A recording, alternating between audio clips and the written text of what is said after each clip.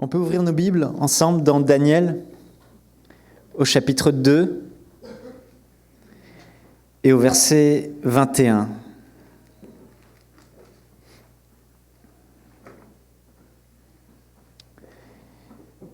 Je vais lire dans la version Martin.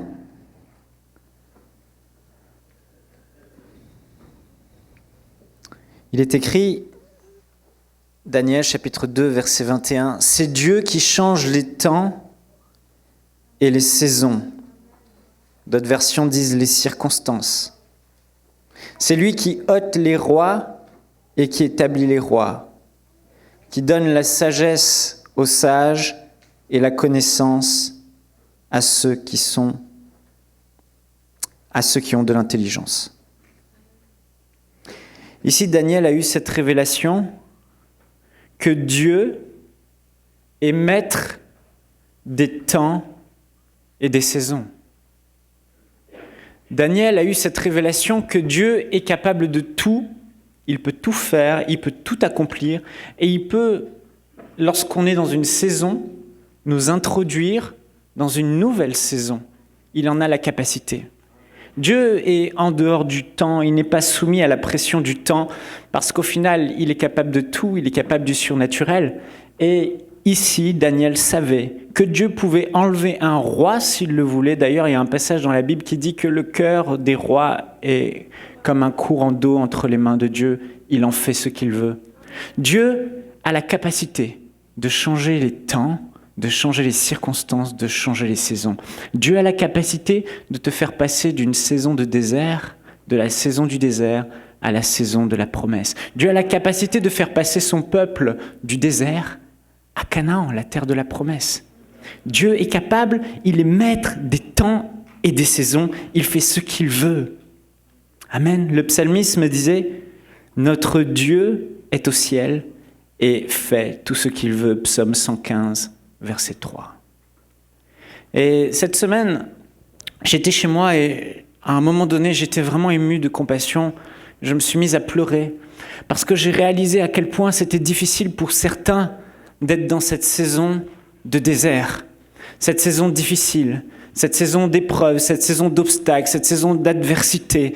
On sait que Dieu, dès le sein de notre mère, nous connaissait. Il avait formé des projets de paix, non de malheur, afin de nous donner un avenir et une espérance. Il savait toutes choses. La Bible dit même qu'il a pris le temps d'écrire dans un livre sacré des choses à notre sujet qui concernerait notre destinée. Et on sait qu'on a un appel, on a une destinée, on a une saison de la promesse où il y a plus de fruits, où il y a plus d'impact, où il y a plus de jouissance dans la vie, il y a plus d'épanouissement, où le bonheur est à 100% parce qu'on fait exactement ce pourquoi Dieu nous a créés. On est vraiment là et on jouit pleinement et on est rassasié de longs jours et on se réjouit de ce que Dieu fait à travers nous parce qu'on fait ce qu'il nous a appelés à faire. Mais avant de rentrer dans cette saison de la promesse, il y a toujours la saison du désert. Et cette saison du désert, elle n'est pas facile. Et parfois, on fait des choix qui nous coûtent, des choix d'association, des choix d'engagement, des choix de business, des choix d'entreprise, des choix géographiques, des choix d'association avec des gens, des choix de mariage, certains choix qui nous font perdre tellement d'années, qui nous coûtent tellement cher. On est là et on se dit, mais jusqu'à quand cette saison va durer ? C'est tellement difficile dans ma vie. C'est tellement dur. J'en peux plus. Cette saison est parfois longue et on se dit, mais il y a mieux. Il y a la saison de la promesse. Et j'étais là et je pleurais, je disais, mais cette saison du désert, cette saison de l'adversité, elle est vraiment parfois difficile, longue, pénible. Et on est découragé, on est confus, on est insatisfait, on est frustré. Certains, on est même dépressifs, malheureux, parce que cette saison du désert est vraiment difficile. Est-ce que quelqu'un me suit ce matin ? Pourtant, il y a la saison de la promesse. Et pourtant, la Bible dit que Dieu est au ciel et il fait ce qu'il veut. Et pourtant, la Bible dit que Dieu est maître des temps et des circonstances. Donc, ça veut dire qu'en un instant, en une journée, le Dieu Tout-Puissant peut changer ma vie. En une journée, il peut m'introduire dans une nouvelle saison. Et alors que j'avais cette peine dans le cœur, le Seigneur m'a donné cette phrase, « Sois sans crainte, car Dieu peut en une journée, il peut tout changer. Sois sans crainte, car Dieu peut en une journée tout changer dans ta vie. » Pour Dieu, ce n'est pas forcément une ascension graduelle, petit à petit. Et toi, comme tu vois ta vie ne pas aller graduellement, petit à petit, te dire « Ah, c'est mieux, en mieux », mais tu vois ta vie qui est là et l'adversité, tu vaincs un géant, un autre géant arrive, tu combats un combat, un autre combat arrive, et tu as l'impression de ne pas jouir de la vie, tu as l'impression que ta saison ne change pas, tu as l'impression que le désert est toujours là, toujours long, toujours pénible, toujours chaud, toujours fatigant. Mais souviens-toi qu'en une journée, alléluia, en un moment, une journée, un beau matin, une belle soirée, Dieu peut tout changer. Un rêve, une vision, une rencontre, un miracle, un toucher, un ange, une journée. Alléluia, Dieu peut tout changer. Quel encouragement de savoir que Dieu peut changer la saison de ma vie. Dieu peut me faire passer de ce désert au désert de la promesse en une journée. Il n'a pas dit qu'il va faire que le désert va durer une journée, non. Mais il dit qu'en une journée, il peut te faire passer à l'autre saison. Dieu peut racheter le temps après cette journée. Dieu peut accélérer les circonstances après cette journée. Et un an dans la saison de la promesse vaut plus que 10 ans dans l'ancienne saison. Alléluia. Un an. Simplement dans cette saison, peut t'apporter sur cette terre plus de réjouissance et de bonheur que toutes ces années, ces 20 ans, ces 30 ans, ces 10 ans de désert et de souffrance. Alors il y a de l'espoir, parce qu'en une journée, tout peut basculer. En une journée, tout a basculé pour Abraham. Après son désert de 25 ans, Dieu le rend visite avec 2 anges en personne. Il mange avec Abraham et il lui dit « Sarah, tu seras enceinte dans 1 an. » En une journée, un beau matin, comme les autres, dans son désert, Abraham se lève et voilà que Dieu lui rend visite. Et en une journée, alléluia, Abraham passe de la saison du désert.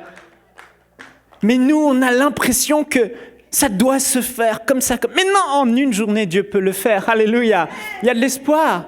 En une journée, il l'a fait pour Joseph.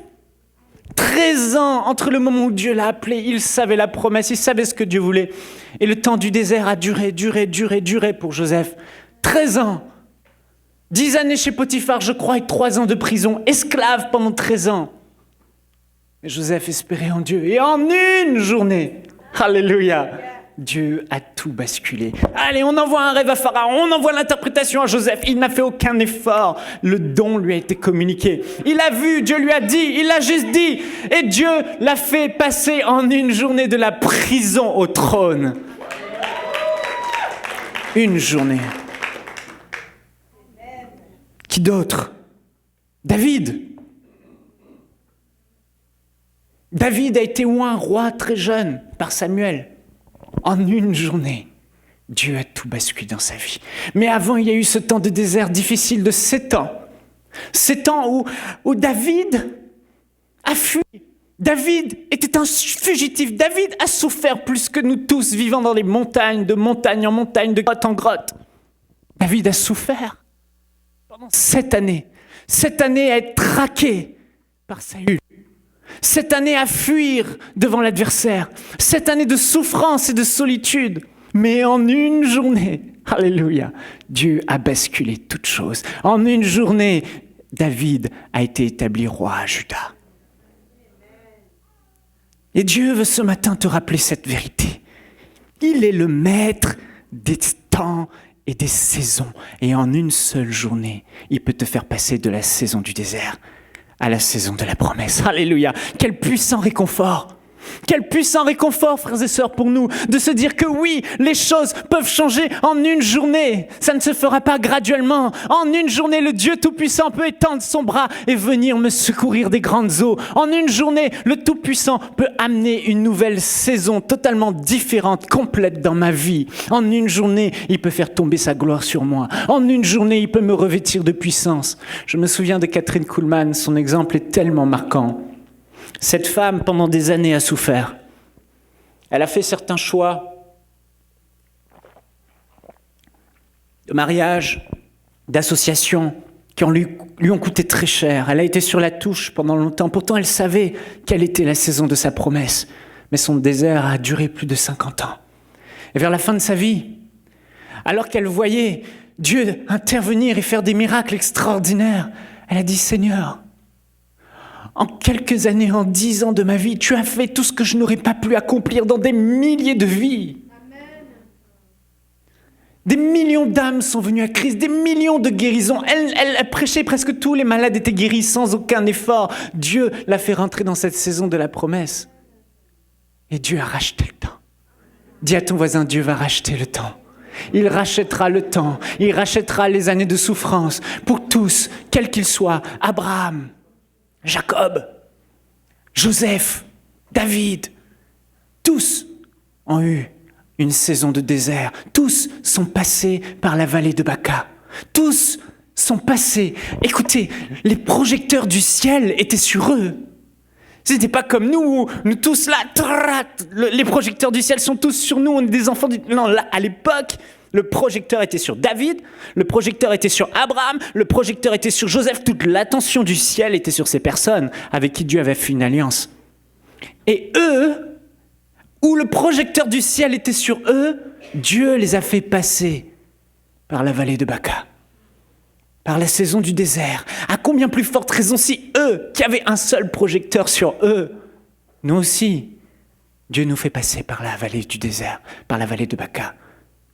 Par la saison du désert, cette saison où c'est difficile, cette saison où on a l'impression que rien ne change, cette saison où, après avoir vaincu un géant, après avoir vu la bénédiction de Dieu, oui, Dieu était avec eux dans ces saisons. Je ne dis pas que Dieu n'était pas avec eux, Dieu était là, Dieu était avec le peuple dans le désert, Dieu faisait des miracles dans le désert, Dieu était avec David et il le délivrait sans cesse et sans cesse, mais cette saison ne semblait jamais se finir. Il ne semblait pas y avoir ce temps où il serait rassasié. Ce temps où il allait rentrer dans la promesse, ce temps où il allait faire ce pourquoi il est né. Mais en une journée, Dieu a tout fait changer, au temps marqué, au temps opportun. Oui, en une journée, Dieu peut tout changer, mais il y a 2 choses. Premièrement, tu dois être patient. Pasteur Joël en a parlé récemment dans un de ses messages. Juste une phrase, mais cette phrase m'a interpellé. On est impatient. On doit être patient. Et deuxième chose, notre attitude dans le désert fera toute la différence. Israël, c'était le peuple choisi de Dieu, libéré par une grande puissance, la toute puissance de Dieu. Ils ont vu la main de Dieu, ils étaient chéris de Dieu, aimés de Dieu.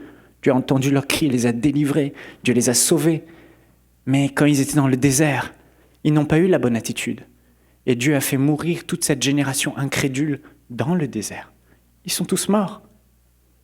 Et c'est possible, malheureusement, que nous puissions mourir dans notre désert. Sauvés, oui. Sauvés de l'Égypte, oui. Sauvés du monde, oui. Avoir la vie éternelle, oui. Mais sur cette terre, rester dans la saison du désert toute notre vie. C'est possible. C'est possible. Et si nous n'avons pas la bonne attitude, nous resterons dans cette saison du désert. Absolument, c'est certain. Toujours. Parce que les choses ne vont pas se faire toutes seules. Dieu est maître des temps et des circonstances, mais Dieu a certains critères pour amener la nouvelle saison dans notre vie. Il a besoin de notre collaboration, il a besoin de notre foi, il a besoin de nos prières, et on va en parler. Mais avant tout, la première des choses qu'il faut faire, et j'ai travaillé beaucoup ces derniers temps là-dessus, être patient. J'ai réalisé que la notion du temps pour Dieu n'est pas du tout la même que la notion du temps qu'on a. Dieu est hors du temps. Le psalmiste David disait « Car 1000 ans », dans le psaume 90, verset 4, « Car 1000 ans sont à tes yeux comme le jour d'hier quand il n'est plus et comme la veille de la nuit. » Imaginez juste un instant pour Dieu, alors que nous, on subit la pression du temps. Et on essaye de se fortifier par ce message que Michael donne en disant « Oui, en un jour, Dieu va changer, il va racheter le temps. » Imaginez, Dieu, pour lui, 1000 ans, c'est vraiment comme un jour. C'est comme un claquement de doigts, c'est comme une veille de nuit, c'est comme un jour qui vient de se terminer. Dieu est en dehors du temps. Et le temps, il n'a aucune pression, ce n'est pas un problème parce qu'il peut tout faire. Il est surnaturellement puissant. Il claque des doigts et il change une saison. Il claque des doigts et il change un roi. Il claque des doigts et voilà que tout change. Pour Dieu, 1000 ans sont comme un jour. Et Dieu veut qu'on apprenne à être patient comme lui est patient. Dieu ne veut pas qu'on s'inquiète en se disant « Mais Seigneur, le temps presse. Seigneur, je vieillis. Seigneur, mon mariage. Seigneur, ceci. Seigneur, cela. Seigneur, mon ministère. Seigneur, quand c'est que je vais y entrer? Seigneur, les promesses que tu m'as faites, quand ?» Dieu dit « Arrête-toi et sache que je suis Dieu. En un jour, je peux tout transformer. Un jour pour 1000 ans pour nous est comme un jour pour Dieu. » Ecclésiaste dit au verset 3:11 « Dieu fait toutes choses belles en son temps. » Moïse a dû attendre 40 ans de désert avant de rentrer dans la saison de la promesse. Joseph a dû attendre 13 ans avant de rentrer dans la saison de la promesse. David a dû attendre 13 ans avant de rentrer dans la saison de la promesse. Abraham a dû attendre 25 ans. Jésus a dû attendre 30 ans, alors que depuis l'âge de 12 ans, il savait. Il dépendait de Dieu. En une journée, Dieu va tout changer, mais on doit être patient. Le temps pour Dieu n'est pas le temps pour nous. On doit épouser la notion du temps de Dieu et se dire « Mais si j'ai pas pu faire quelque chose aujourd'hui, c'est pas grave. Si je vieillis, le temps passe et la pression est là, c'est pas grave. Parce que je sais que mon Dieu, en une journée, va tout changer et il va racheter le temps, multiplier les années. Regardez Job. La souffrance qu'il a eue et les pertes qu'il a eues en une journée. Dieu a envoyé sa puissance dans son corps et sa faveur et a tout restauré dans sa vie au double. Et la Bible dit que Job est mort rassasié de longs jours. En une journée, en un miracle, Dieu peut le faire. Si tu comprends cela, si tu comprends que les patriarches ont dû attendre, ont dû être patients, tu vas enlever un peu de stress et dire « Dieu est au contrôle. » La seule chose que j'ai à faire, c'est d'avoir la bonne attitude dans le désert. Je n'ai pas à subir la pression du temps, à m'inquiéter, à stresser, à faire tout type d'efforts par moi-même en disant « il faut que je rentre dans cette saison ». Non, tu dois laisser Dieu être l'architecte de ta propre vie. Et c'est là le secret. C'est là le secret. Comme je vous ai dit, il y avait le peuple d'Israël qui a eu la mauvaise attitude. Ils ont été remplis d'incrédulité, de doute. Ils n'ont pas mis leur confiance en Dieu. Ils ont voulu par eux-mêmes se faire leur propre Dieu. Ils se sont fait des dieux d'or. Ils ont voulu par eux-mêmes rentrer dans leur saison de la promesse. Ils n'ont pas cru, ils n'ont pas laissé Dieu faire. Ils ont voulu par leurs efforts essayer de faire. Ils sont restés dans le désert. Mais on va voir l'histoire de David. David, son désert de fuite devant Saül a duré 7 ans. 7 ans de souffrance, 7 ans de fuite. 7 ans où il a crié vers Dieu, 7 ans où il a cherché Dieu. Mais tous ces moments ont contribué à construire ce moment, ce jour, cette journée où Dieu a dit « c'est bon ». Et Dieu a racheté le temps. Dieu a multiplié le temps. Dieu qui est surnaturel et tout-puissant lui a apporté encore plus de bonheur, plus de faveur, plus de fruits, plus d'impact dans cette nouvelle saison. Alors laisse un peu le temps de côté. Arrête de stresser, arrête de paniquer, arrête d'essayer de faire par toi-même et laisse Dieu t'introduire. Fais-lui confiance, arrête-toi et sache que je suis Dieu. Laissons Dieu être Dieu dans notre vie. Laissons-le être l'architecte de notre vie. Faisons-lui confiance. C'est l'attitude qu'il faut y avoir dans le désert, dans la saison du désert, pour que Dieu, dans sa souveraineté, introduise la saison de la promesse. Alléluia. Est-ce que vous comprenez? Dis à ton voisin, déstresse-toi. Et foi en Dieu.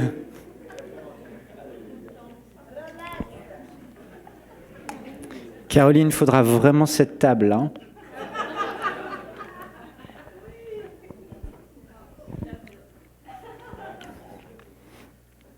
Quand tu enlèves ce stress, tu entres dans le repos de Dieu. Tu sais que ce jour viendra. Tu sais que cette journée viendra. Et Dieu séchera tes larmes et rachètera le temps. Alléluia.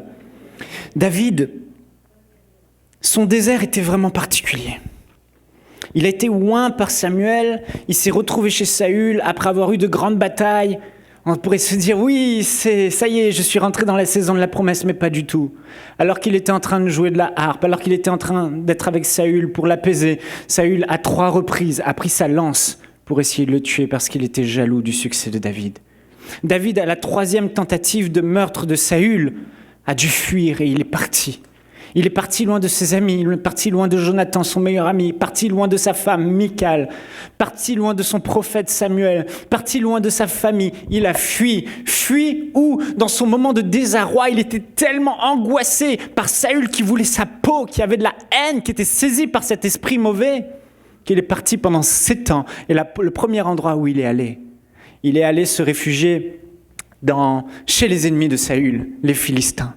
Il voulait passer incognito, il est arrivé chez les Philistins, il a pu se cacher pendant un temps, et puis à un moment donné, les gens ont commencé à le reconnaître. Les Philistins l'ont saisi. Ah, n'est-ce pas David, celui qui en a tué 10 000 alors que Saül en a tué 1000? N'est-ce pas David, celui qui a terrassé Goliath? Comment a-t-il osé venir chez les Philistins? On l'a amené devant le roi des Philistins, et là David, dans son désarroi, dans sa souffrance, il a commencé à faire celui qui était un peu fou, et il a commencé à écumer, à baver, à prendre son épée, à faire des traits. Il se faisait passer pour quelqu'un qui était aliéné pour que le roi ait compassion de lui et lui dise « Bon, David, laisse-toi aller ». Mais en réalité, c'est la main de Dieu dans tout son désarroi. On voit que David, malgré tout, même s'il se faisait croire fou pour pouvoir partir, quand il a été pris, il mettait sa confiance en Dieu et il a écrit des psaumes. On peut voir que pendant ces 7 années de souffrance, David a écrit 7 psaumes où c'est explicitement décrit les événements de détresse de sa fuite, le psaume 34, le 52, le 54, le 56, le 57, le 59, le 142, sans compter tous les autres où on n'a pas d'éléments temporels, mais qui sont aussi liés à ces années de désert et de souffrance. Quand il était pris par les Philistins, David a écrit le psaume 34 et le psaume 56.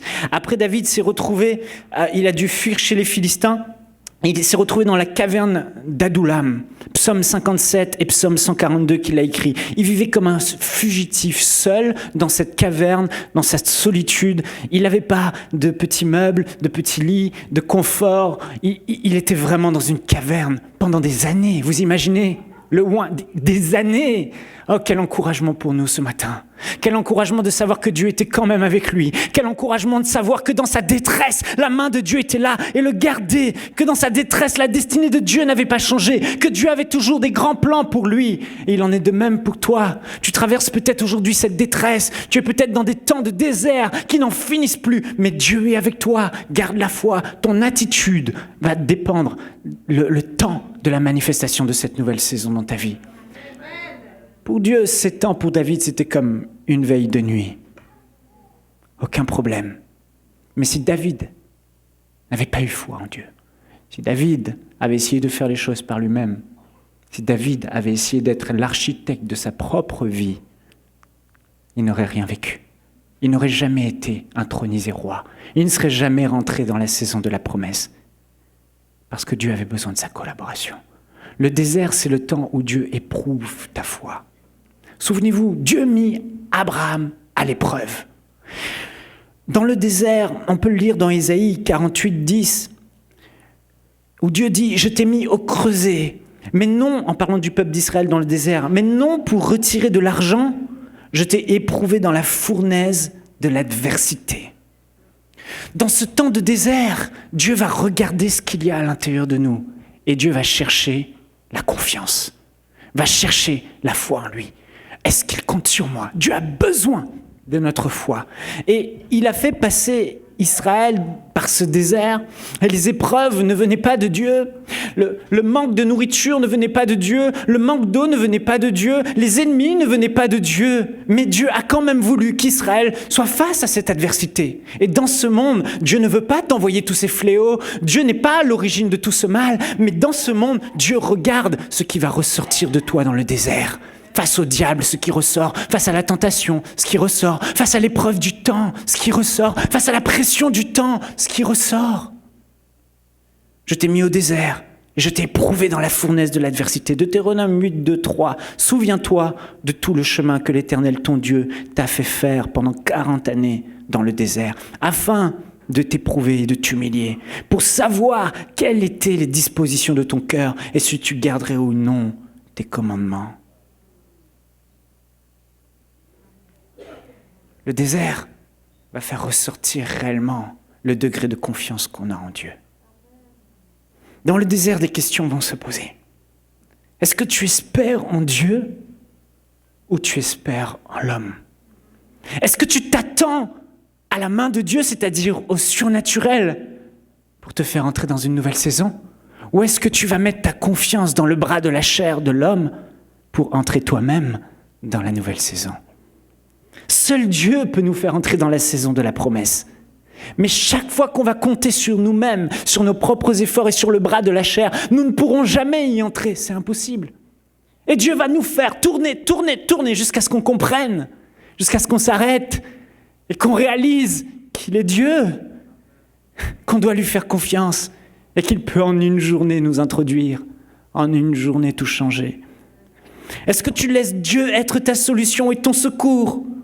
Ou est-ce que dans ton impatience, tu pourvois toi-même à ta solution? David, ce qui est extraordinaire, c'est que pendant ces 7 ans, et après la caverne, il est allé chez les Moabites, et après chez les Moabites, il est allé dans la forêt, après il est retourné dans la caverne. Sa famille l'a rejoint, des hommes l'ont rejoint, ils se sont mis avec lui.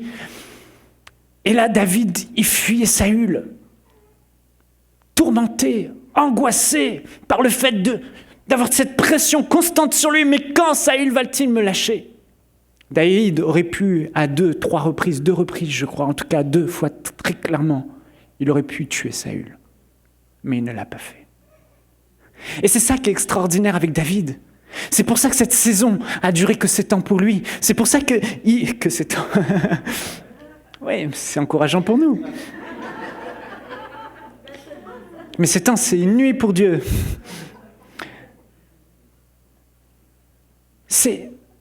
C'est là qu'il a laissé une chose qu'Israël, le peuple d'Israël n'avait pas.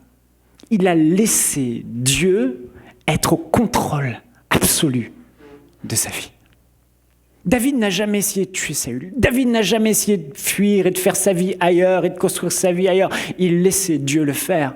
Et dans la prière et la foi, David était en train de laisser Dieu construire sa vie, construire sa destinée. David a eu cette révélation extraordinaire. Il a dit dans le psaume 31, verset 16, « Mes destinées sont entre tes mains. Délivre-moi de mes ennemis et de mes persécuteurs. » David avait réalisé que ses destinées, ses avenirs, son avenir, les promesses de Dieu étaient entre les mains de Dieu. Tellement de chrétiens, nous retenons entre nos mains notre destinée. Et nous disons, mes destinées sont entre mes mains. Mais David, lui, a remis son avenir entre les mains de Dieu. David a donné à Dieu la suite de sa vie. Autrement dit, si Dieu n'intervient pas, je ne serai jamais roi. Si Dieu n'intervient pas, je resterai dans ces cavernes et ces grottes toute ma vie. Si Dieu n'intervient pas, je mourrai. Mais David a remis à Dieu sa destinée. David avait un cœur qui faisait confiance en Dieu. Et le titre de mon message, c'est cela, c'est « Laisse Dieu être l'architecte de ta vie par la prière ». Je ressens un poids, un appel. Ce matin encore, le Saint-Esprit m'a dit « Change ton titre ». Ce qui est vraiment important, c'est la prière. Mon peuple ne prie plus. Mon peuple a l'apparence de la piété, l'apparence de la prière, mais mon peuple ne prie plus. Mon peuple n'espère plus en moi. Mon peuple ne croit plus vraiment en moi. Parce que la vie de prière qu'on a est le reflet de la foi. Quelqu'un qui prie, qui espère en Dieu, c'est quelqu'un qui est en train de compter sur Dieu. Mais vous savez, aujourd'hui, plus que jamais, le diable a organisé les choses pour que nous puissions devenir l'architecte de notre propre vie. On peut laisser le gouvernement et les banques faire certaines choses pour nous. On peut laisser le marketing et la communication faire certaines choses pour nous. Mais là où ces solutions naturelles vont nous amener, ce ne sera jamais cette saison de la promesse. Ce ne sera jamais le Canaan. Ce sera toujours une sorte de désert évolué, avec un abri pour le soleil, avec quelques bouteilles d'eau. Mais cette plénitude de la promesse de Dieu, cette plénitude des promesses que Dieu t'a faites, cette gloire, ce temps accéléré, ce qui va faire la différence, c'est la prière. Quand tu pries, tu es en train d'envoyer un message à chaque fois à Dieu. Seigneur, je ne suis pas en train de le faire moi, je suis en train de te laisser le faire. David, je crois à peu près la 4e, 5e année, ou voire 6e, on ne sait pas trop, mais vers la fin de son désert, il disait au roi de Moab, quand il allait à Moab, il disait « Permets, je te prie, à mon père et à ma mère d'émigrer chez vous jusqu'à ce que je sache ce que Dieu fera de moi. » Combien d'entre nous, aujourd'hui, nous pouvons dire la même chose? Après ces longues années de désert, j'attends encore ce que Dieu va faire de moi. David semblait attendre comme si c'était le premier jour de désert pour lui. David semblait savoir avec exactitude et certitude, oui, que Dieu lui fera promptement justice, que Dieu va intervenir. David le savait au fond de son cœur, il s'attendait à Dieu. Oh, ça faisait peut-être 5, 6 ans, mais il est toujours là, à croire que ce grand jour va arriver. Et alléluia, ce grand jour est arrivé. Souvenez-vous, un jour pour Dieu, pour nous, un jour pour Dieu est comme 1000 ans pour nous. As-tu hâte de voir ce que Dieu fera de toi? Ou as-tu cessé de croire que Dieu va en une journée tout changer dans ta vie? David se confiait en Dieu tout le temps. Le secret dans sa vie, c'était la prière. Sa relation verticale était bien plus forte que sa relation horizontale. Dès le début, David avait compris ce secret. Il avait compris que Dieu est maître des temps et des circonstances, qu'il change les saisons et les temps, que Dieu est au ciel et qu'il fait ce qu'il veut. Alléluia. Et quand un cœur met toute sa confiance en lui, il intervient. Il y a un passage dans la Bible qui dit que Dieu ne trouve pas son plaisir dans la vigueur du cheval ni dans les jambes de l'homme, mais Dieu trouve son plaisir dans ceux qui espèrent en sa bonté. Les jambes du cheval sont fortes, c'est le bras de la chair. Les jambes de l'homme sont fortes, elles soutiennent l'homme, c'est le bras de la chair. Mais Dieu, lui, prend plaisir quand on ne s'appuie pas sur nos propres forces. Ce n'est ni par ta force, ni par ta puissance, mais par mon esprit. Quand un homme, une femme, décide de baisser les armes de l'effort, de faire tomber les armes et dire « Seigneur, j'arrête. Maintenant, prends le contrôle. Maintenant, c'est toi qui fais. Maintenant, mes destinées, je te les donne. » Comme on a chanté ce chant merveilleux avec le frère Samuel tout à l'heure. Prends tout. Prends tout. Je te donne ma vie. Ça se passe dans la prière. Jérémie 17, 5, 7 dit « Maudit soit l'homme qui se confie dans l'homme, qui prend la chair pour appui et qui détourne son cœur de l'Éternel. » En gros là, maudit soit l'homme qui essaye de trouver des solutions par lui-même. Dieu a ça en horreur. Il est notre Père et notre Créateur, et il est tout-puissant, et on est en train de l'insulter par notre impatience. Notre impatience. Notre impatience. Alors que pour lui, 1000 ans sont comme une veille d'une nuit. Et qui détourne son cœur de l'Éternel. Il est comme un misérable dans le désert. Bah tiens, la saison du désert, la voilà. On y reste et on y demeure. Et il ne voit point arriver le bonheur. Et bien la voilà. Il ne verra jamais arriver la saison de la promesse. Frères et sœurs, s'il y avait une autre possibilité, une autre issue, croyez-moi, on le saurait. On aurait eu le temps de le voir. Quelqu'un a dit que l'imbécile, c'est celui qui va croire qu'en faisant toujours la même chose, il va obtenir des résultats différents. Ne croyons pas qu'en comptant sur nous-mêmes et en faisant encore des efforts, nous allons voir le surnaturel de Dieu dans notre vie venir et en un jour tout transformer. Ça ne marchera jamais. Je peux prophétiser que celui qui fait ça dans cette pièce, je prophétise sur ta vie, tu mourras. dans le désert sur cette terre, dans la saison du désert. Mais si comme David, on arrête, on stoppe, et on laisse Dieu faire, non pas en étant inactif, mais en travaillant dans la prière, en criant à Dieu, en espérant en lui. C'est pas moi qui le ferai, c'est toi qui le feras. C'est pas moi qui le ferai, c'est toi qui interviendras. Seigneur, c'est toi. Si je dois mourir sans le voir, je mourrai sans voir, mais c'est toi qui le feras. Je ne te donnerai pas de coup de pouce. Ce jour viendra. Ce grand moment te surprendra. Tu te lèveras un matin et tout à coup, alléluia, tout à coup, le Seigneur sera là. Tout à coup, Jésus, le roi de gloire, sera là. Tout à coup, tout sera différent. Mais ça va prendre ce temps dans le désert où Dieu va éprouver la foi qu'il y a dans le cœur. Béni soit l'homme qui se confie dans l'Éternel, verset 7, et dont l'Éternel est l'espérance. Il est comme un arbre planté près des eaux et qui étend ses racines vers le courant. Il n'aperçoit point la chaleur quand elle vient et son feuillage reste vert dans l'année de la sécheresse. Il n'a point de crainte et il ne cesse de porter du fruit. Celui qui met son espérance en l'Éternel et qui se confie en lui rentre dans la saison de la promesse. Alléluia. David avait compris l'importance de la prière. Et là, c'est vraiment important. Et je sais dans mon cœur que c'est le message de Dieu pour toi. Il veut restaurer la prière dans ta vie. Parce que si tu ne pries pas, c'est parce que tu ne crois plus vraiment.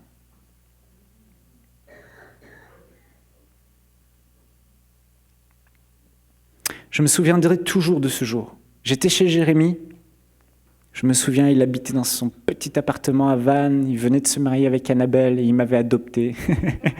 Moi, j'étais célibataire, étudiant.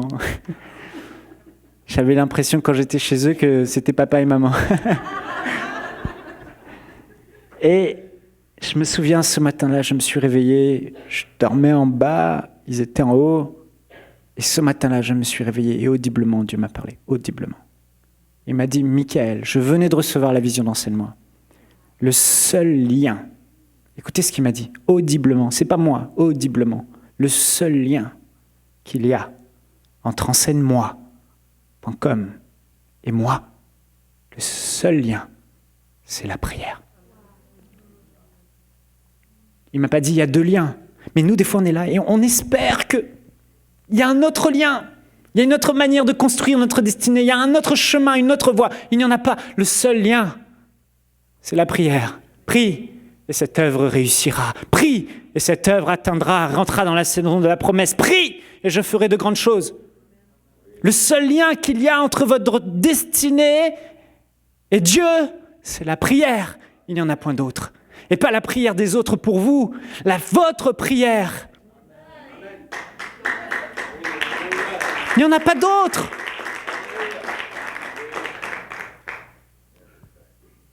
Quand on réalise cela, David l'avait réalisé.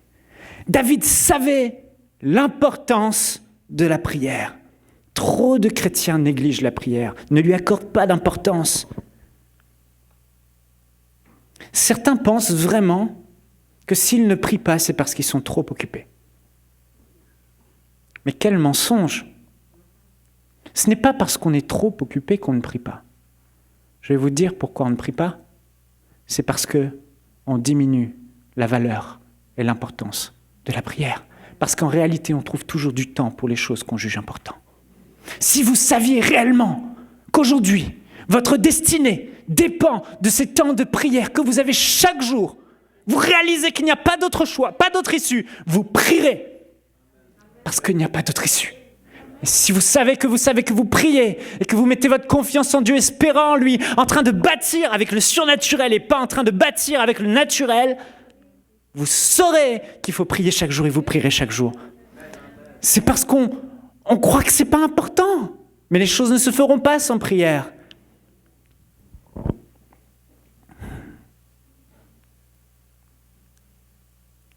Le vrai problème, c'est de ne pas accorder suffisamment d'importance à la prière.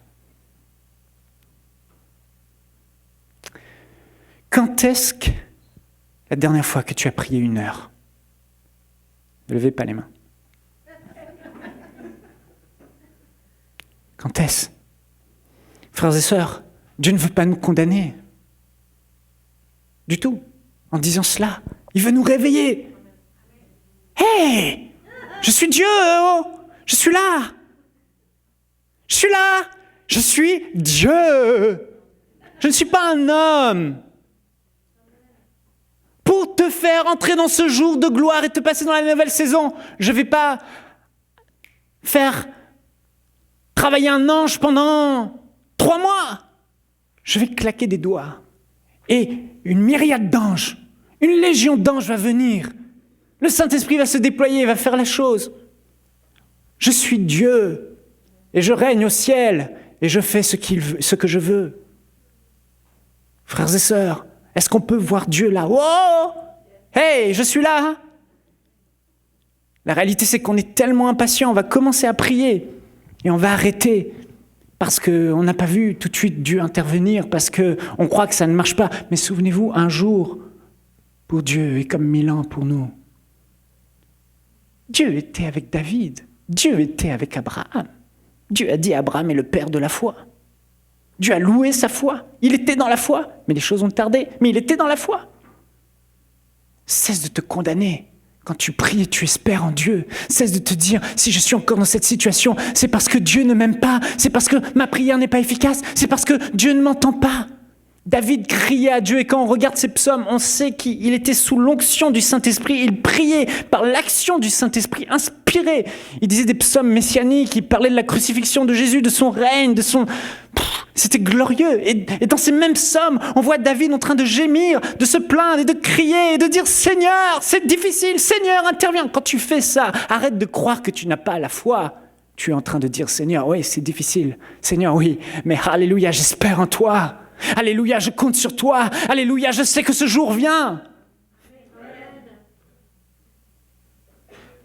Heidi Baker a plus de 5000 églises à gérer.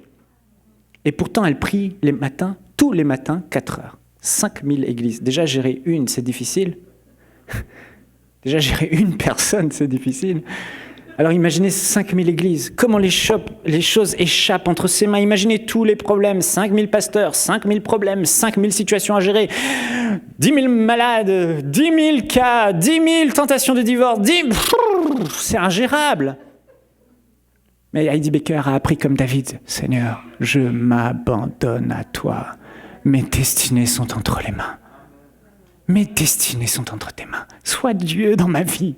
Je te laisse par ma prière être l'architecte de ma vie. Seigneur, c'est la plus belle offrande que je puisse te faire. L'offrande de ma foi qui compte sur toi, qui espère en toi. » Heidi Baker, elle prie tous les matins 4 heures. Écoutez ce qu'elle dit, c'est tellement merveilleux. Retenez ça vraiment.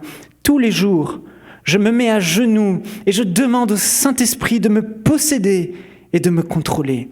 Et tous les jours, je me tourne vers le Maître et je l'adore et je lui demande de m'enseigner à ne pas être pressé, mais d'être attentif à ce qu'il dit et à ce qu'il fait et de rendre les choses les plus simples possibles comme lui le fait. Car pour Dieu, les choses sont simples. Ne vous inquiétez pas de comment ça se fera. Attendez simplement dans sa présence, dans la prière. Ne soyez pas pressés. Vous ne devez pas être pressés, mais cédez votre agenda et votre vie à Dieu. Ne vous inquiétez pas chaque jour pour les inconvénients de l'heure qu'il est. Alléluia. Voilà sa philosophie. Voilà comment elle pense. Elle pensait comme David. Martin Luther, le réformateur, un homme super occupé, plus qu'un ministre, plus qu'aucun d'entre nous, et pourtant tout travail supplémentaire était un argument de poids pour lui, pour passer davantage de temps dans la prière. Il dit, travailler, travailler, travailler, depuis l'aube jusqu'à tard la nuit, en fait, j'ai tant à faire que je vais passer les 3 premières heures en prière. Jésus lui-même, Fils de Dieu, Tout-Puissant, Créateur du ciel et de la terre, Dieu fait homme, fait chair, vient sur cette terre, lui-même, priait plus que quiconque. Lui-même passait tout son temps à prier, lui-même criait à Dieu. Et on voit à travers les psaumes de David, justement, comment Jésus était dans l'intimité avec Dieu, comment il répandait son cœur devant le Père, comment il espérait en le Père. Et la Bible dit qu'il ne faisait rien sans voir le Père faire. Il attendait que le Père le fasse. Il dépendait du Père et par la prière, il laissait le Père être l'architecte de son ministère. Il n'a pas essayé une seule fois d'entrer dans le ministère. Tellement de fois, il était pressé, il y avait des besoins de toutes parts. Il aurait pu prier pendant 20 heures dans une même journée. Mais non, il s'arrêtait et il allait dans le lieu secret. Il se mettait à l'écart et il priait, s'en remettant à celui qui peut tout, s'en remettant à son Père, mettant une entière confiance en lui. Alléluia. Le désert va éprouver la foi qui est dans ton cœur. Il va te pousser soit à chercher Dieu, soit à chercher une solution humaine. Soit à chercher Dieu, soit à chercher une solution humaine. Mais les deux ne sont pas compatibles. Soit tu remets ta vie à Dieu, et tu ne t'inquiètes pas et tu laisses Dieu agir, soit tu passes ton temps à faire des efforts et des efforts pour que ce soit Dieu qui le fasse. David avait compris cette vérité.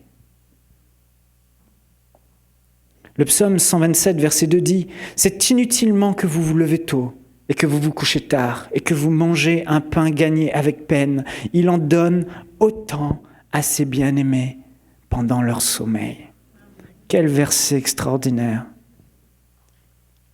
Combien de fois tentons-nous de faire les choses par nous-mêmes au lieu de vaquer à la prière ? La Bible dit « Il en donne autant à ses bien-aimés. » Ses bien-aimés. Pas ceux que lui, il aime uniquement, mais ceux qui l'aiment lui, réellement. Ceux qui ont une intimité avec lui, ceux qui comptent réellement sur lui, voilà le partage de leur vie. Alors que eux dormiront, alors que eux feront des petites journées dans le repos de Dieu, alors qu'ils dorment, les anges de Dieu sont envoyés par Dieu lui-même en train d'opérer des miracles, des circonstances dans leur vie, en train de changer les choses, en train de faire des choses extraordinaires. C'est Dieu lui-même qui opère pour eux pendant qu'ils dorment. Pendant que vous dormez, vous pouvez être guéris dans vos rêves. Pendant que vous dormez, vous pouvez être guéris de vos blessures. Vous pouvez être restaurés. Pendant que vous dormez, les anges de Dieu opèrent. Ça, c'est la promesse pour le partage de ceux. Et quand David comprenait ces choses, il laissait Dieu faire. Dieu le fait mieux, peut-être plus lentement. Mais quand ça décolle, ça décolle. Quand le jour arrive, alléluia, la saison change. Accélération, multiplication, transformation, impact, bonheur absolu. Je me souviens il y a quelque temps, pour ceux qui me connaissent, vous direz, wow, Michael sait de quoi il parle. Parce que oui, j'ai fauté pendant le désert pendant longtemps. Oui, j'ai fait beaucoup d'efforts. Oui, j'ai pris la place de Dieu. Oui, j'ai été la solution de Dieu. Et j'ai perdu beaucoup de temps. Mais gloire soit rendue à Dieu, j'ai compris. J'ai compris, Seigneur. J'ai compris. J'ai compris que tu es Dieu. J'ai compris que c'est par la prière que je dois construire ma vie. C'est toi qui le feras. Je n'essaye plus. Je n'entreprends plus par moi-même. Je n'essaye pas de tuer Saül. Je n'essaye pas de m'introduire moi-même dans le ministère. Je n'essaye pas de faire avancer ma destinée. Je m'en remets à toi, qui peux tout. Je mets ma confiance en toi. Je me souviens de ce jour, il y a quelques mois, où le Seigneur Jésus m'a visité. Mathilde était là, et l'équipe d'enseignement en priait. Tout à coup, la présence de Dieu est venue sur moi. Je me suis mise à pleurer, trembler, parler en langue. J'étais rempli du Saint-Esprit. Et je me souviendrai toujours de ce que Jésus m'a dit. Jésus était là. Et il m'a dit une chose. De tout ce qu'il pouvait me dire, me montrer, il m'a dit une chose. Laisse-moi tout contrôler. Dans cette saison du désert, laisse-moi tout contrôler, Dieu te dit aujourd'hui. Ça ne signifie pas, Seigneur, je suis prêt à quitter le Canada pour toi. Ça ne signifie pas, Seigneur, je suis prêt à aller jusqu'aux extrémités de la terre pour toi. Non. Ça signifie au quotidien, dans ta vie, laisse-moi contrôler tes finances. Laisse-moi faire confiance pour tes finances. Fais-moi confiance pour les finances d'enseignement. Fais-moi confiance pour ton avenir. Fais-moi confiance pour ta santé. Fais-moi confiance pour ton appel. Fais-moi confiance pour l'onction. Fais-moi confiance en toutes choses. Pour tes enfants, pour ta famille, pour ton mariage, pour tout. Fais-moi confiance. N'essaye pas. Mais il faut lui donner les rênes de notre vie. Il faut lui remettre notre destinée. Et là, quelqu'un va dire dans son cœur, sûrement ce que j'ai dit aussi au début, oui, mais si Dieu n'intervient pas, j'ai la pression du temps, moi. Je vieillis, les cheveux blancs viennent. Le cercueil se rapproche. Qu'en est-il dans ce livre qui est question de moi ? Je veux voir, Seigneur, cette frustration s'en aller. Je veux entrer dans mon appel. Je veux entrer dans ma destinée. Je n'en peux plus. Si Dieu ne fait rien, je resterai un zéro toute ma vie. Si Dieu n'intervient pas, les choses ne vont pas bouger. Mais la bonne nouvelle, c'est que si comme David, tu te confies en lui de tout ton cœur chaque jour, chaque année de désert, chaque jour, ce jour, cette journée viendra au nom de Jésus. Je te le promets, elle viendra. Je te promets ce grand jour où Dieu t'introduira dans la nouvelle saison, viendra. Il ne peut en être autrement. Et la Bible dit que certains ont cru jusqu'au bout comme Abraham sans voir l'accomplissement de la promesse. Mais c'est parce que Dieu, alléluia, avait en vue une meilleure promesse pour eux. Quand Dieu ne peut pas te donner sa promesse sur terre alors que tu as cru au ciel, il multiplie ta promesse. Est-ce qu'il y a quelqu'un qui comprend ça? Dieu a promis à Abraham Canaan.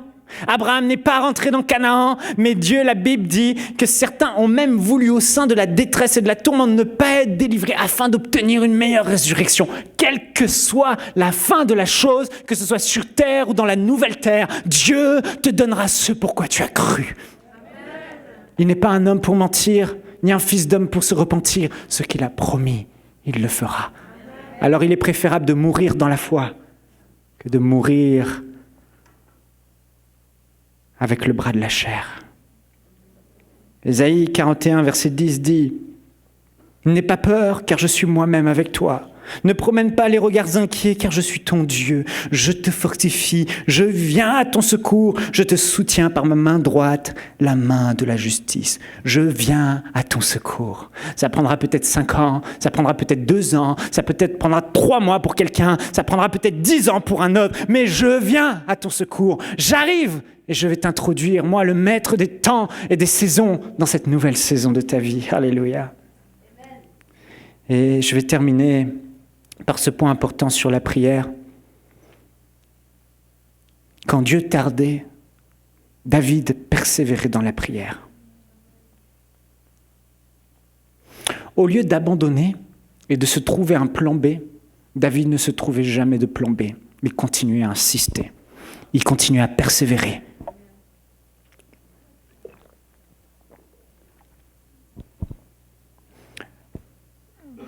Au psaume 40, verset 14, il dit « Veuille me délivrer, ô Éternel. Éternel, viens en hâte à mon secours. Tu es mon aide et mon libérateur. Mon Dieu, ne tarde pas. » David aurait pu fuir et partir, mais il ne l'a pas fait. Il s'en remettait à Dieu. Et dans ses prières, quand ça devenait difficile, il repriait à nouveau. Il repriait. Et tellement de fois, David disait comme dans ce psaume, « Seigneur, hâte-toi. Seigneur, dépêche-toi. Tu n'as peut-être pas la pression du temps, mais moi, je commence à la sentir, la pression du temps. Alors, Seigneur, s'il te plaît, interviens, dépêche-toi, hâte-toi, ne tarde pas. J'ai 34 ans, Seigneur, ne tarde pas. » David savait que Dieu l'entendait. Mais il avait compris l'importance de l'insistance dans la prière pour que Dieu intervienne plus vite. Un jour, mon fils m'a dit « Papa, j'aimerais vraiment avoir Sam le pompier. » Ma femme ne voulait pas parce qu'il avait déjà beaucoup de jouets. Et j'ai dit « Maman ne veut pas. » Puis il est revenu vers moi après et il m'a dit « Papa, quelques jours plus tard, je veux Sam le pompier. » Et là, mon cœur de père a commencé à fléchir et je suis allé regarder les photos de Sam le pompier sur le site Amazon. J'ai dit, il y en a. Et j'ai montré à mon fils et je lui ai dit, ok fiston, tu auras Sam le pompier. Mais il savait que je tiens parole. Jamais je lui ai dit quelque chose que je n'ai pas fait. Mais les jours qui ont suivi, il est revenu vers moi. Et il m'a dit, papa, quand? Papa, dépêche-toi, je veux Sam le pompier. Et là, je commençais à avoir un peu de pression. Papa, quand? Et il a continué comme ça pendant plusieurs jours. Écoute, mon fils, je vais voir, les commandes, c'est compliqué, ça vient du Royaume-Uni, là, on part en vacances. Papa, quand? Papa, quand? Et j'ai réalisé que son insistance faisait accélérer les choses dans mon cœur. Je voyais qu'il comptait sur moi. Il espérait en moi. On a appris dans Marc au chapitre 11, quand vous demandez quelque chose en priant, croyez que vous l'avez reçu et cela vous sera accordé. Et parfois, à cause de ça, on arrête d'insister dans la prière. On arrête de réclamer les choses. Mais il faut faire attention. Mon fils, quand il me demandait ça, il continuait à croire qu'il l'aurait. Il n'était pas question de ne plus avoir foi en moi. Quand il me demande, quand bien même il croit que je ne veux pas lui donner, qu'il me demande, il croit en moi. Il a foi en moi, cette femme syrophénicienne qui avait cette fille. Jésus ne voulait pas, mais elle a continué à croire. Et Jésus a dit, voyant sa foi. Elle a continué à croire même si Jésus ne voulait pas. Elle a continué à demander, mais nous, les petits chiens, on peut manger les miettes qui tombent de la table des enfants. Ça reste de la foi, ça. C'est de la foi encore plus violente, encore plus forte. Papa, ne tarde pas. Papa, interviens. Papa. Et chaque jour, on peut prier.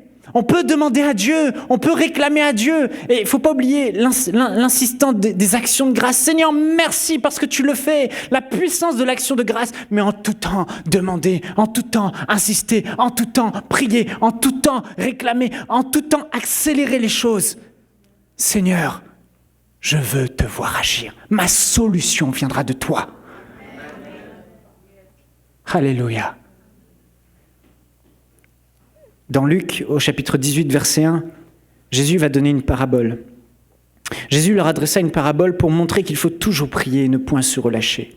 Il dit, écoutez, Jésus leur adressa une parabole pour montrer qu'il faut toujours prier et ne point se relâcher. Il dit, il y avait dans une ville un juge qui ne craignait point Dieu et qui n'avait d'égard pour personne. Il y avait aussi dans cette ville une veuve qui venait lui dire « Fais-moi justice de ma partie adverse ». Pendant longtemps, il refusa. Mais ensuite, il dit en lui-même « Quoique je ne craigne point Dieu et que je n'ai d'égard pour personne, néanmoins, parce que cette veuve m'importune, je lui ferai justice. » afin qu'elle ne vienne pas sans cesse me rompre la tête. Le Seigneur ajouta, « Entendez ce que dit le juge inique.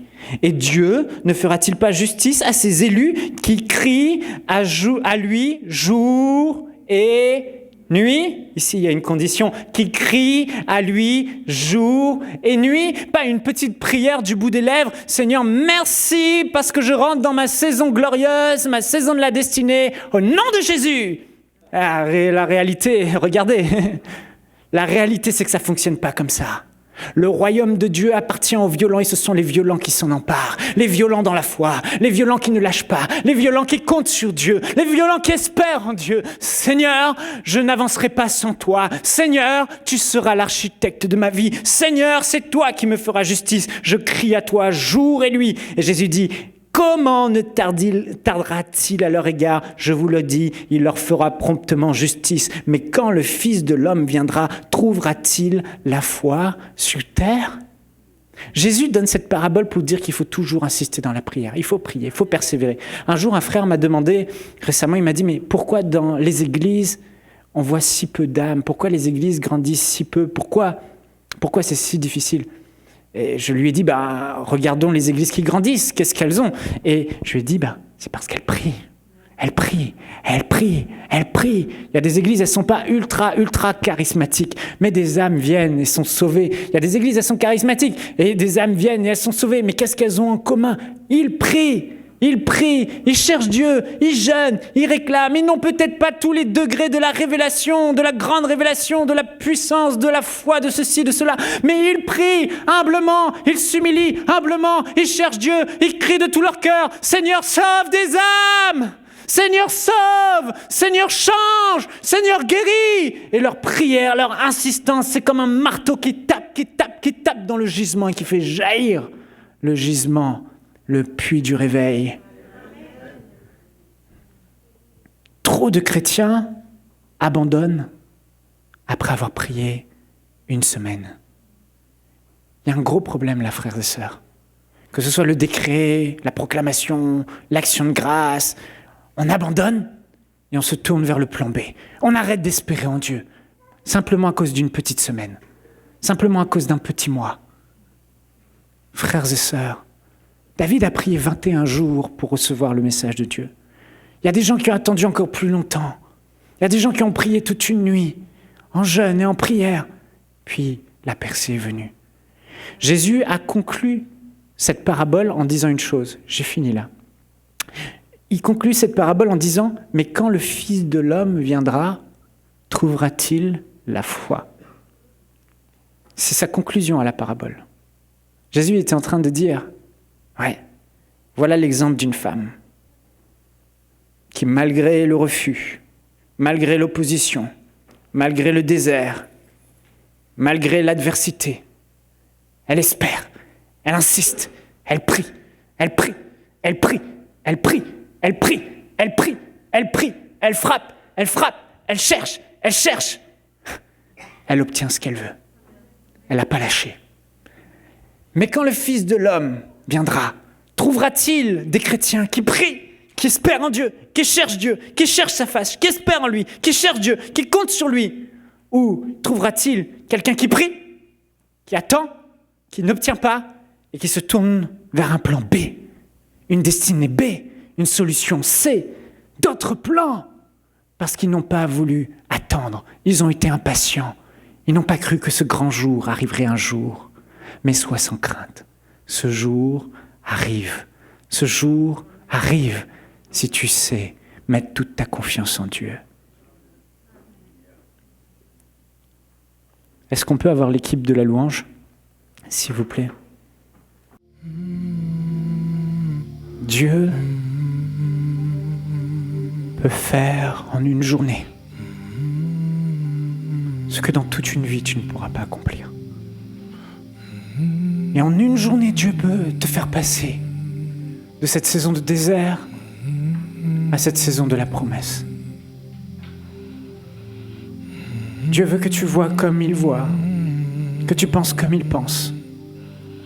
David, dans toute sa détresse, a espéré en Dieu. David, dans toute sa détresse, s'est confié en Dieu. David, dans toute sa détresse et ces 7 années de désert et de fuite, n'a pas cherché à s'appuyer sur le bras de la chair. Et Dieu veut aujourd'hui te mettre dans cette nouvelle saison de prière, où tu vas compter sur lui, tu vas t'attendre à lui, tu vas croire en lui, tu vas redoubler de consécration, avec l'action du Saint-Esprit en plus.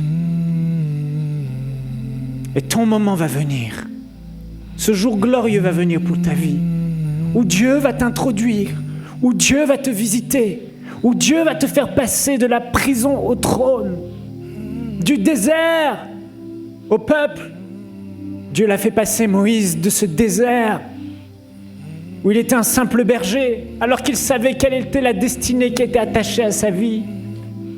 Dieu va mettre ce buisson ardent pour éclairer ta vie. Dieu va envoyer cette parole prophétique pour donner une orientation à ta vie. Dieu va illuminer ton cœur et bannir la confusion. Dieu va se lever comme le roi de gloire et t'offrir la destinée, te faire pénétrer dans cette saison glorieuse de ta promesse. Mais il faut prier. Dieu va intervenir. Ça prendra peut-être du temps, mais peut-être que ce sera plus court. Tout dépend de notre attitude. Dans le désert, c'est difficile. Dans le désert, j'ai fait des choix que je ne comprends pas. Dans le désert, je me suis trompé. Mais comme David, je ne veux pas me disqualifier. Je veux continuer aujourd'hui à croire que Dieu a le meilleur pour moi. Je veux continuer à croire que Dieu reste mon soutien et mon appui. Je veux continuer à espérer en lui, le Dieu de mon salut, ma forteresse, mon libérateur. J'aimerais vous inviter, si vous ressentez ce fardeau pour la prière, Vous voulez faire ce changement dans votre vie en disant « Seigneur, j'arrête de contrôler ma vie aujourd'hui. Vraiment, je fais ce choix. Si mon histoire s'écrit sans le surnaturel de Dieu, alors mon histoire ne vaut pas la peine d'être vécue. Alors mon histoire ne m'intéresse plus. » Frères et sœurs, ouvre-lui ton cœur et décide aujourd'hui de revenir à la prière. Décide aujourd'hui de revenir à la consécration. On est capable d'aller de conférence en conférence. On est capable de faire un voyage pour entendre un orateur. Mais on n'est plus capable de fléchir le genou 1 heure pour chercher sa face et espérer en lui. Ce n'est pas normal. Le réveil vient dans ton cœur maintenant. Le réveil vient dans ton cœur maintenant. Le réveil pour la prière vient dans ton cœur maintenant. L'esprit de la prière s'attache à toi maintenant. Parce que tu réalises l'importance de la prière. Tu réalises que sans la prière, tu n'iras nulle part. Tu réalises que sans la prière, tu mourras dans ton désert. Le Seigneur t'appelle à prier. Ça ne sera pas comme avant. Il y aura vraiment un changement dans ta consécration. J'aimerais t'inviter. On va chanter ce chant qui dit que je remets tout entre tes mains. Je m'abandonne à toi, sans rien retenir. Je ne retiens pas les finances, je ne retiens pas une partie de ma destinée, je ne retiens pas ce que je veux garder, je m'en remets à celui qui peut tout. Je m'en remets à toi, Père. Je m'en remets à ta volonté. Mes destinées sont entre tes mains.